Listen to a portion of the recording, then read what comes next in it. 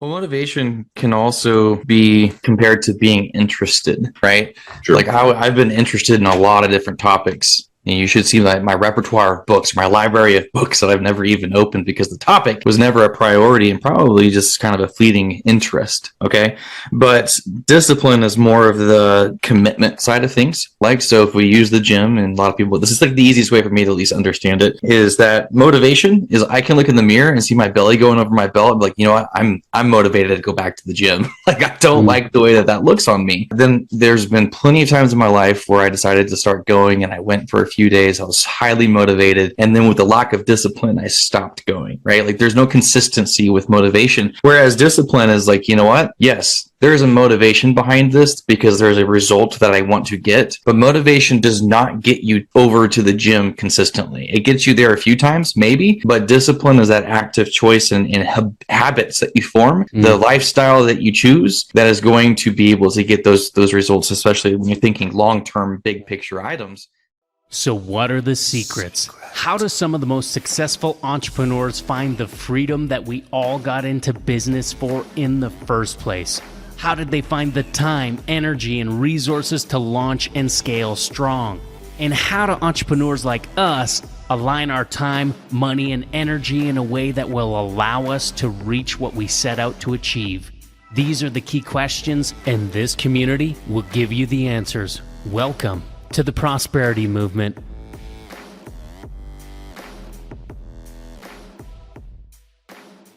Welcome, everybody, to the Prosperity U podcast. This is where the leadership team of the Prosperity Movement, we like to get together, talk about certain concepts and principles, things that will help people grow their wealth, you have more efficiencies with their time, with their health, with their relationships. We kind of cover those four topics, not necessarily in that order. And we like to have discussions about them. And sometimes we do not agree. And that is totally okay. So I want to go over our mission, vision, values real quick. So our mission is to impact the world by bringing life-giving principles of prosperity to it. Our vision is to guide our community to back engineer their full power and potential with purpose-driven growth so they can do more of the things they love with the people they love most. And our values, the three I's, impact, integrity, and intentionality. Impact, in order to impact the world, we value time, health, relationships, and legacy relentlessly at the highest level. Integrity, we value people over profits, and we are driven and dedicated to the success of our community. And then finally, intentionality, we provide result-oriented support through mentorship to ignite an inspired and focused community. So in Galatians 5:22-26, in the fruit of the Spirit, amen. Hey. So the topic today that I thought was an interesting suggestion from our extended team here is the difference between motivation and discipline. And so I found that to be a pretty interesting little topic. Good one. What are your thoughts, Travis? Start us off. Well, in our blueprint, we do talk about that a little bit, brush over it. The way that I like to at least start it is differentiating momentum versus motivation. Okay, because the idea behind momentum is that things in motion tend to stay in motion, right? Unless a force acts on them, blah blah blah. We went to school, right? But motivation to me is like that thing that kind of gets you going in the first place. And so discipline, as at least I define these things and to separate them, is different from motivation by the fact that it's not something that maybe is like a passion, but it's a choice, an active going, right? And the idea that I'm trying to piece together with these two different topics is that if you have your momentum already built up, it's a heck of a lot harder to stop you. Like, have you ever been working on something and you just get into the zone and then all of a sudden you glonk out and all of a sudden you realize it's like 10 o'clock at night? Like, oh my gosh, where did the time go? And that did not take motivation, right? And maybe it doesn't even take the discipline to get there, but that was the byproduct of being in a momentous state, right? And so discipline itself, if you just want to go to the nitty gritty, discipline is the decision to do something, the thought process behind it. Motivation is kind of like more attached to the side of feelings of like enjoying it or such, right? I mean, I don't feel like I'm doing a really good job of describing these things. So help me real quick. Well, I think it's almost like the difference between like when you think of momentum and traction.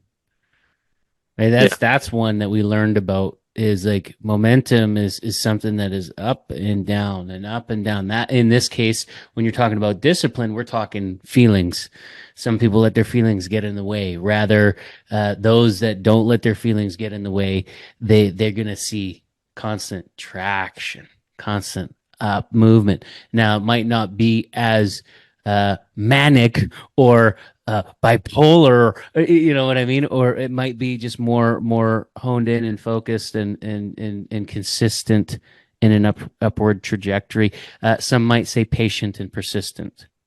nice. Yeah, 100%. Well, I do really like both of those and how discipline is a decision. I like that. I think there's definitely a thing there. I also feel like if you refer to a task and you're saying you need discipline to do said task. Let's say, for example, going to the gym. We're bringing this really early into this conversation, but Oh, jeez, here we go. Isn't it perfect? Here we go. You ready? but if you do any task such as that, and you say it takes discipline to accomplish a task, to me, I feel like every one of those decisions, it's always kind of a rough start, but once you get going, you just feel so wonderful, right?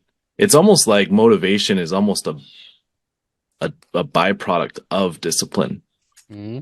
Well, motivation can also be compared to being interested, right? Sure. Like I've been interested in a lot of different topics. And you should see my repertoire of books, my library of books that I've never even opened because the topic was never a priority and probably just kind of a fleeting interest. Okay. But discipline is more of the commitment side of things. Like, so if we use the gym, and a lot of people, this is like the easiest way for me to at least understand it, is that motivation is I can look in the mirror and see my belly going over my belt and be like, you know what, I'm motivated to go back to the gym. Like, I don't like the way that looks on me. And then there's been plenty of times in my life where I decided to start going, and I went for a few days. I was highly motivated. And then with the lack of discipline, I stopped going, right? Like, there's no consistency with motivation. Whereas discipline is like, you know what? Yes, there is a motivation behind this because there's a result that I want to get. But motivation does not get you over to the gym consistently. It gets you there a few times, maybe, but discipline is that active choice and habits that you form, the lifestyle that you choose that is going to be able to get those results, especially when you're thinking long-term, big picture items. Like in my case, I wanted to lose quite a bit of weight. I'm down 16 pounds, guys. 198.8 today.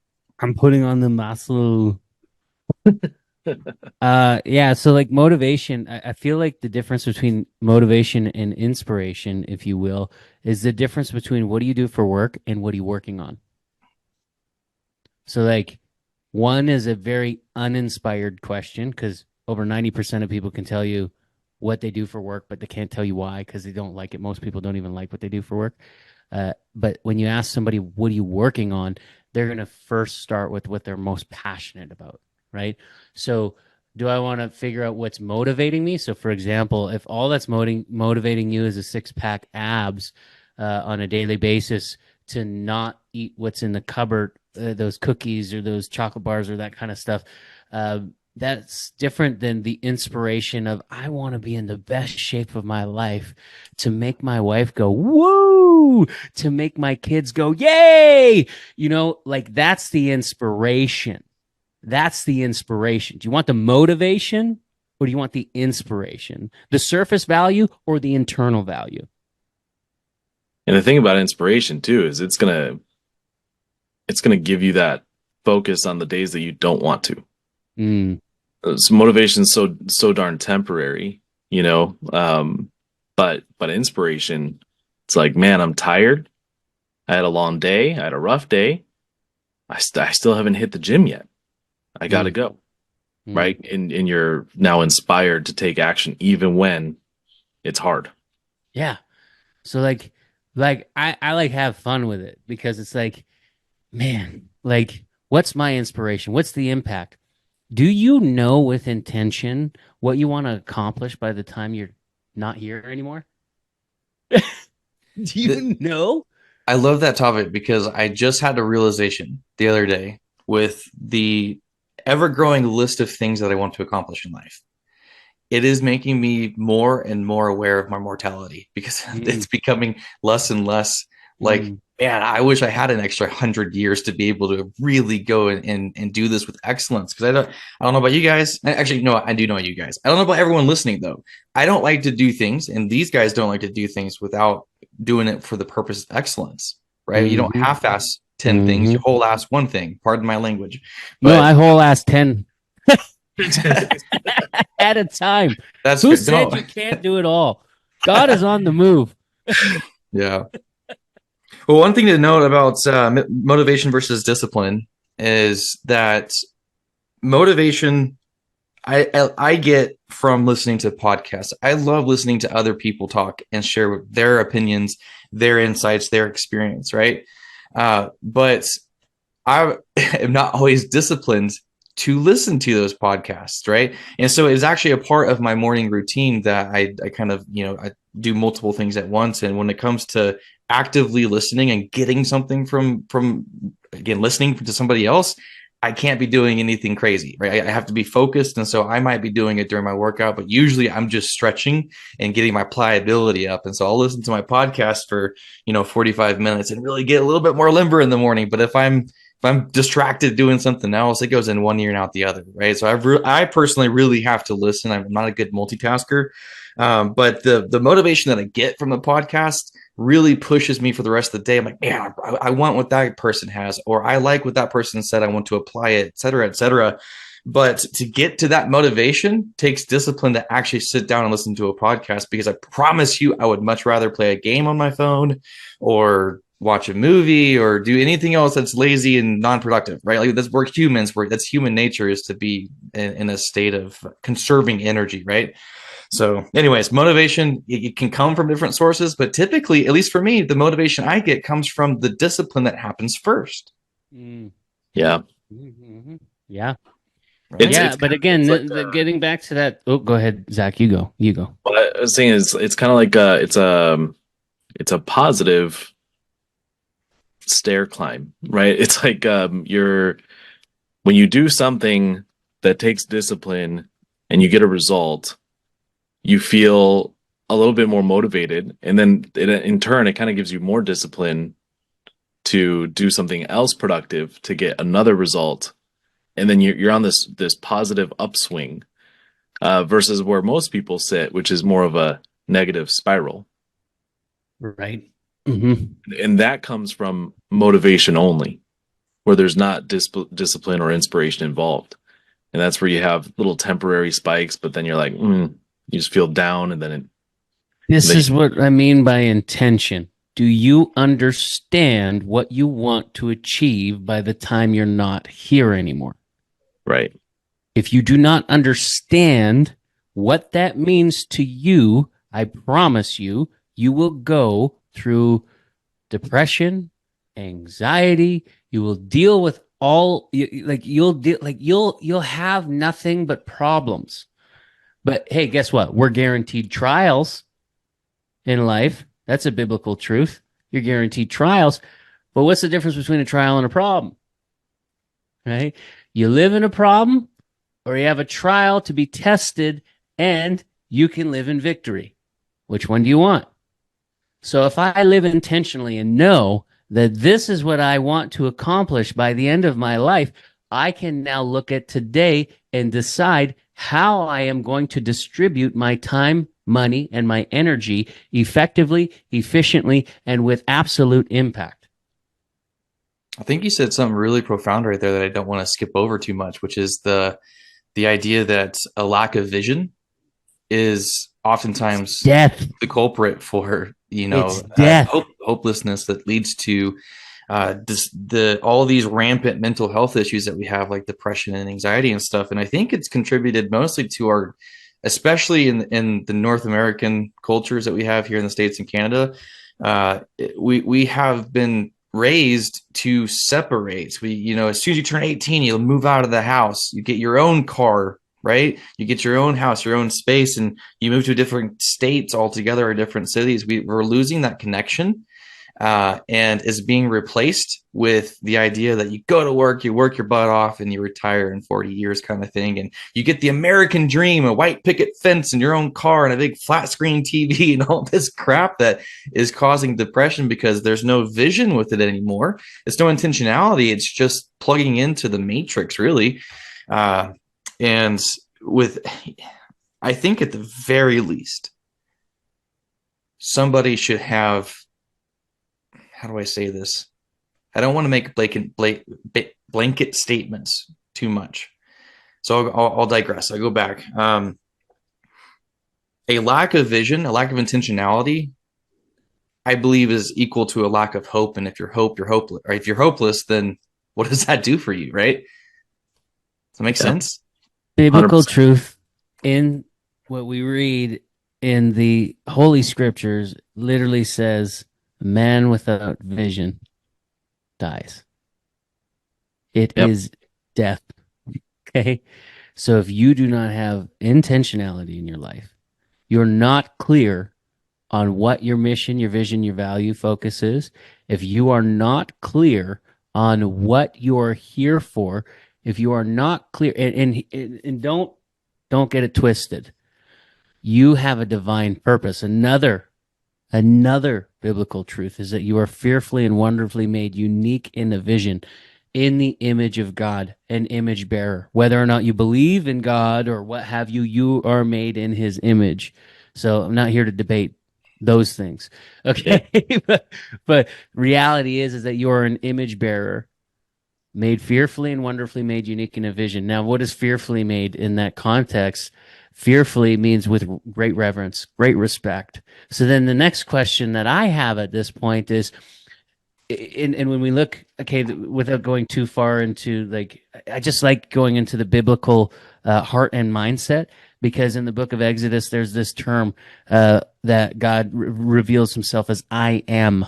And we hear this guy, Henry Ford, say, whether you think you can or you think you can't, you are correct. You are right. And we're going to listen to that guy. But let's listen to the fact that I am is genuinely the most powerful thing that you can ever say, because anything you put after it becomes true. I was just on a call today with a guy, and he disqualified himself because he couldn't commit to a call because he wasn't sure about the fact that we have a $100 cancellation fee, and he wasn't sure if something would come up, whether or not. And I was like, okay, but let's get back to the commitment. Tell me about your commitment level. Did you say you're committed? He said, yes, I'm committed. But how you use, but I said, permission to put a coaching hat on right here. Is everybody okay with Bryan putting on a coaching hat for a second with the way that you use but? Go for it. Okay, thank you. So yes, my life, yes, but I'm just kidding. my life changed when I figured this out. Okay. So basically how you utilize the word but is how everything can shift and change for you. Are we talking about B-U-T or B-U-T-T? You're being a butt. If you're being a butt, if you use butt in this context, you're being a butt, and we don't want to be the butt. We sit on our butts, and we definitely don't want our butts in our mouth. So here's the deal. How you use the butt is really important. But the deal is here, this guy was like, this butt, right? So I had to explain to him, do you realize that the moment you utilize the word but, you threw away everything you just said, and the last thing you said is what becomes true for you. So let me give you an example. I love you, but prom. I love you unconditionally, but and then insert condition. Yeah. Instead of, oh man, I'm frustrated, but I love you. Or here's a really good one. Instead of using but, you can say and, because they can be both. Hey, I love you so much, and I'm super frustrated with you right now. You know what I mean? Do both. Yeah, definitely. They can coincide. They can go together. It's okay. But be careful how you use but. You have no idea how much you're throwing your life down the drain with how you use but. and how you use I am. How many people on this call or anybody that you know are constantly like, here's the thing that really, really hit me as I was going through some leadership training recently, because I'm always refining and always just really, getting into the definition of who I am and defining being in true definition. But like, oh man, it really, really hit me to understand that how you define yourself and how you talk to yourself, most people are so incredibly hard on themselves. You would never, ever treat your loved one the way you treat yourself. You would never, ever. So there's this thing where people think they're being humble, but there's also such a thing called false humility. There's a thing called false humility. So yes, we are called to be humble, but false humility is also a sin. Okay. So there's this Proverbs 28:1 thing that says you are to walk in boldness, right? There's nothing wrong with you walking in and being like, we were just talking about this the other day, pride, right? Pride is an ugly, ugly deal, but there are different types of pride, right? I think you should have a certain layer of proper pride in the vision of that God has in you and how he sees you, right? Because if you only knew how he saw you and you started acting in accordance with that, oh, look out. Yeah. Anyways, I digress. I'll let you guys take it away from here. And on that notion, though, there's tons of times that you can be thinking, let's say cussing, for example. I've been a sailor my whole life, apparently, and I've really over the past few months, and Bryan has as well. Zach's an angel, a little sweetheart angel with a halo over his head. Never says a bad word. He says crap and then apologizes. He's such a sweetheart. But Bryan and I are sailors, cut from the same cloth, and we're trying to cut back how much we're using profanity. That's the back there's end. A motivation. That's the back end boardroom talk. Right. There's a motivation behind it with like during church, right? When we're actually there, or maybe when you're reading the Bible and such. And it's super easy to be reading this in the moment and be motivated, but it takes the discipline for it to be a long-term effect to do it. And I'll give you an example. I went to this event in Utah a few weeks ago, and the guy that I went, he does cuss often. And it rubbed off on me. And by the time I got home, I was swearing left and right. And I realized that I was even doing it with my wife, like in front of her. And it's like, oh my gosh, like this is so quick how you can change, right? With that little bit of motivation. And motivation does not have to be necessarily a good thing or trying to get you to do a good thing. You could be motivated to do bad, right? And so that little bit of motivation can trick you temporarily, but that discipline comes through and says in the back of the mind and the heart, right? And if you're like us, when you believe in Christ, then there's a Holy Spirit in you that's also saying, hey, I'm going to give you some discipline. I'm going to put my coaching hat on with you and tell you, hey, this is something that you're motivated in the wrong direction. Get back on the right course, right? So, yes, go ahead, Bryan. You got something? No, I'm in agreement with you fully. Yeah. So I like if we go back to the concept of a vision.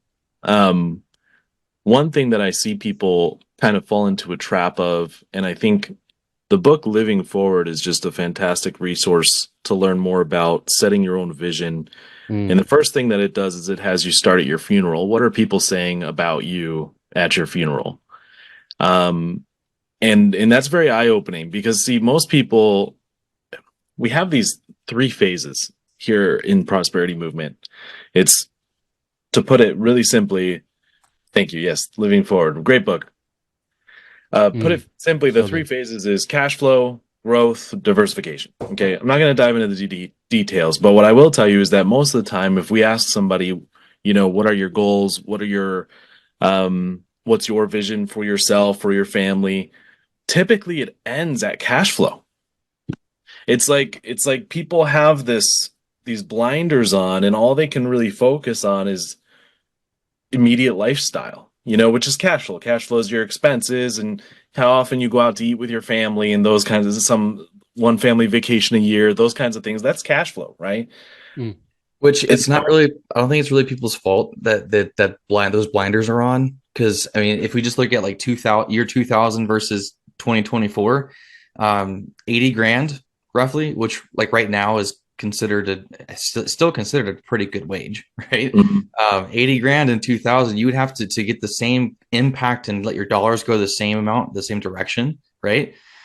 You would have to make $250,000 roughly a year to get the same out of that, because inflation of especially the housing market and utilities and food, right? Yeah. And so the people are, aspiring to increase their income, their cash flow and such.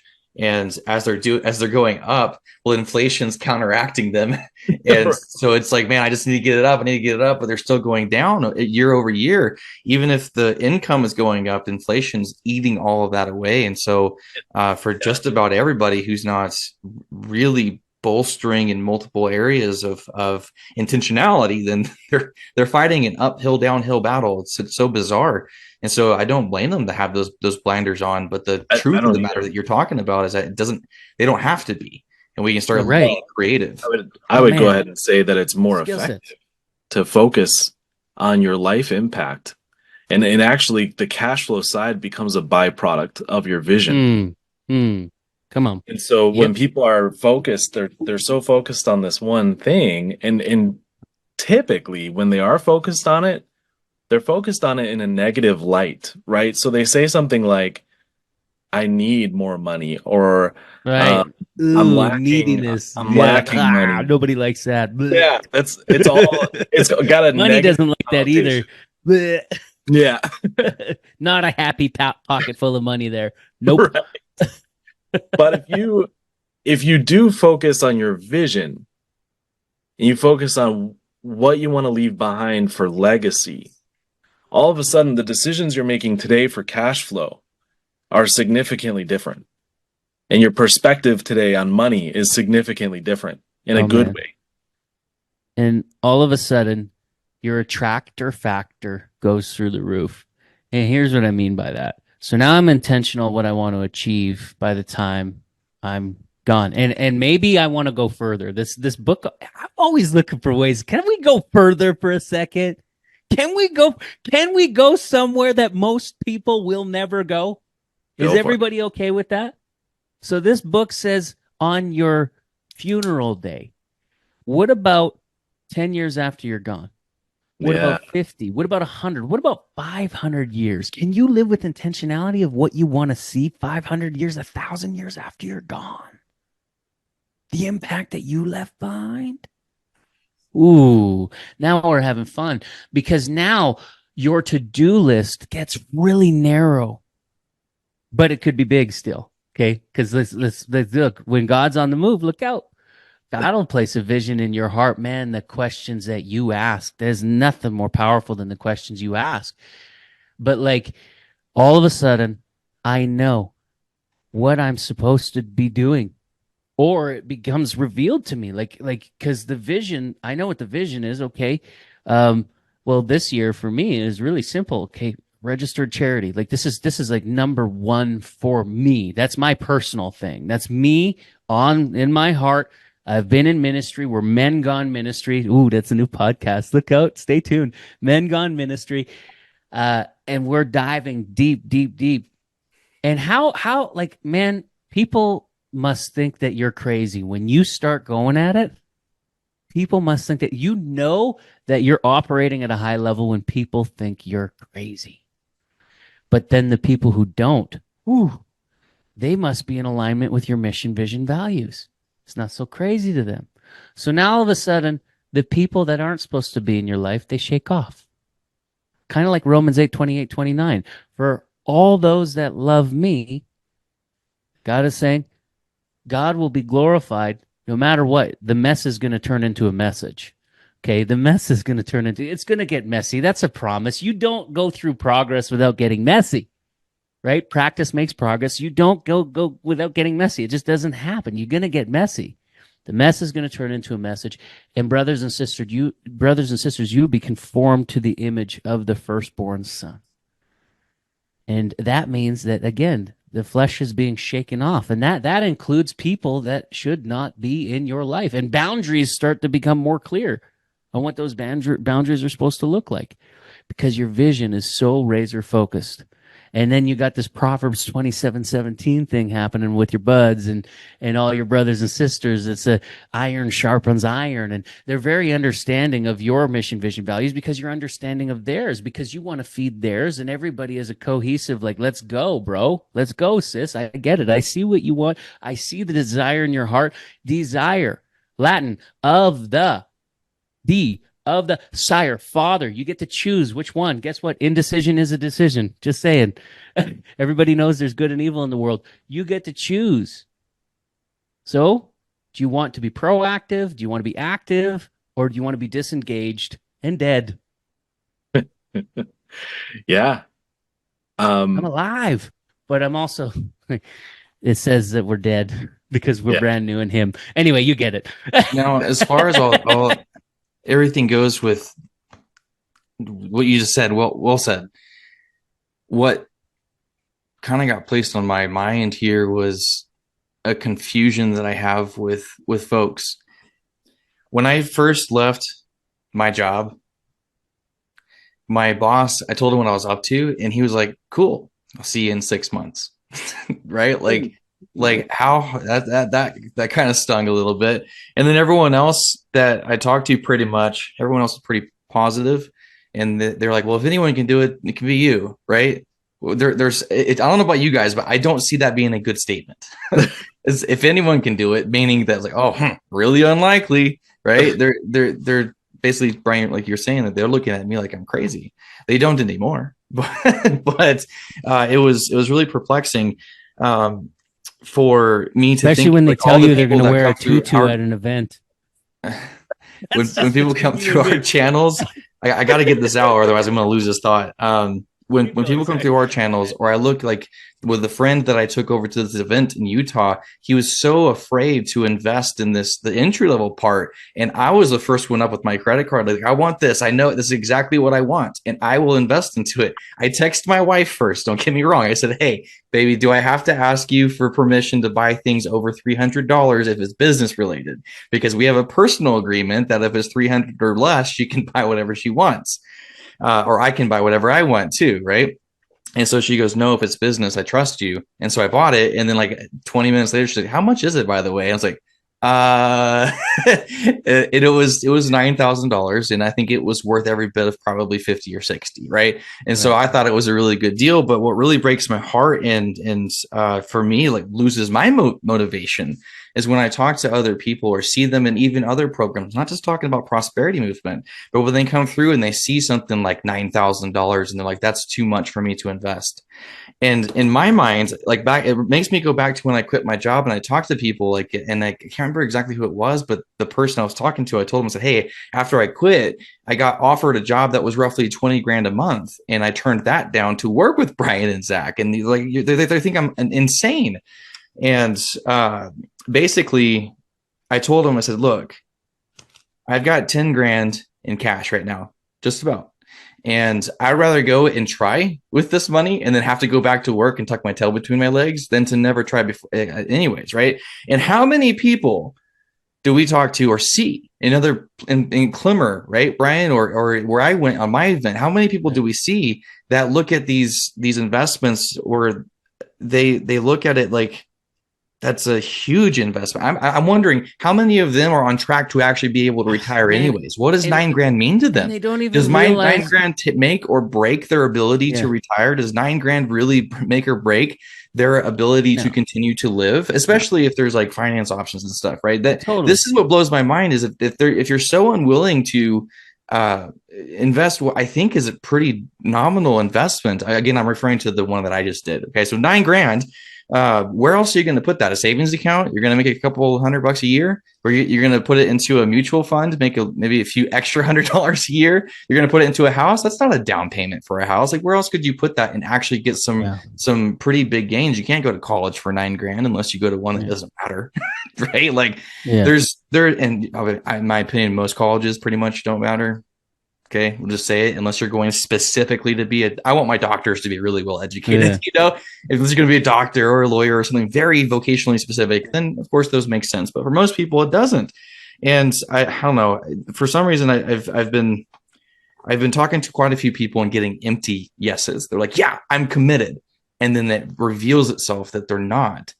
And I'm curious what they really think they're throwing away with an opportunity to either work with us or anybody else, right? I have made so much progress on every single thing that I've invested into, even if it's not exactly what I wanted out of it. Like there is an affiliate program that I purchased, and I'm not an affiliate really. So it's like I didn't actually do what they taught, but it gave me another step in the right direction. I don't know. I'm off my rant. I just, the question I suppose is, does something like that, when you're thinking about legacy and you're trying to increase your cash flow, is that investment really going to make or break your ability to continue? Skill sets. As soon as you start looking legacy, you're going to hone in on skill sets. When the intentionality behind what your vision and your dream becomes clear, now money stops being the challenge, because again, we stop looking at problems. We don't live in problems. We have trials that we have victory over. And the other thing is that when you actually really start to understand the difference between good debt and bad debt, like that's where things shift, because in business, you have investments. I don't like in getting better. In bettering myself, it's nothing but an investment. It's everything but an investment. It is an investment. It is an investment.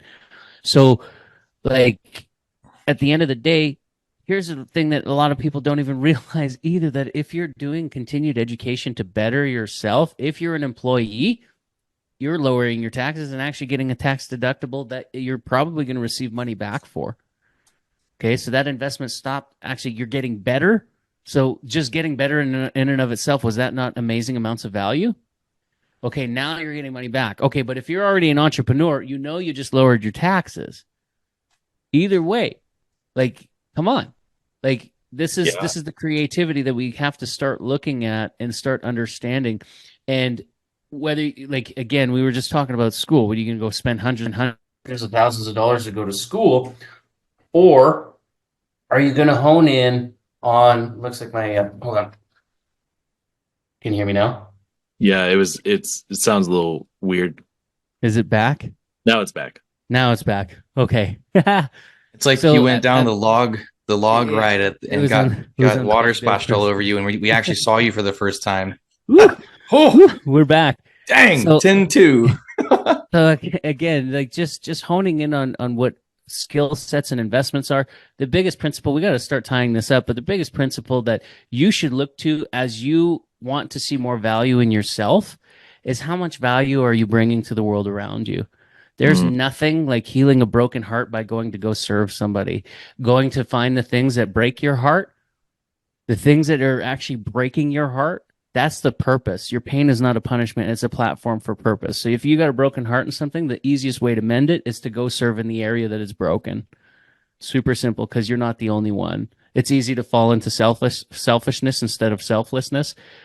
So that's a big thing. And then really understanding that the bigger the problem, the bigger the payoff, the bigger the solution, the bigger the salary.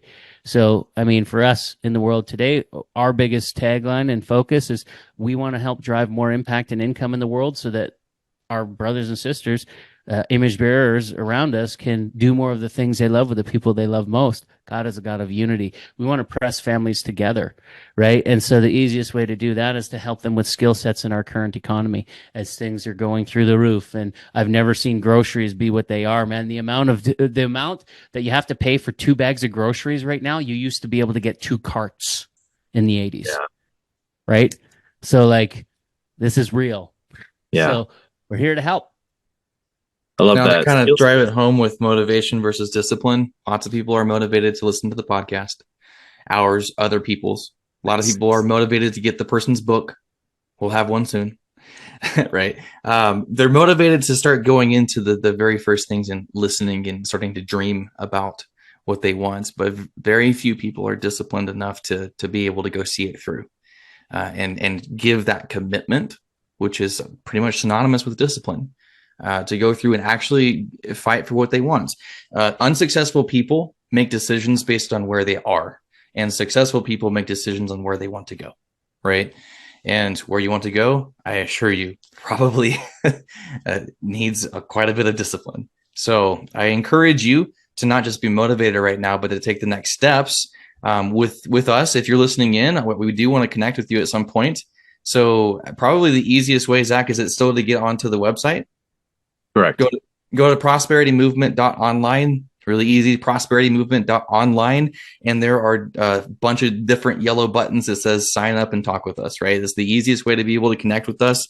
If you've already signed up with us and you get emails and text messages and such, you can go ahead and respond to any of those, and we will be reaching back out to you so we can actually get you from the motivated part to the disciplined part. Anything else, guys? Nope, that's perfect. Thank you, everybody. We'll see you next week. Okay. Adios. Take care. Awesome. Cheers.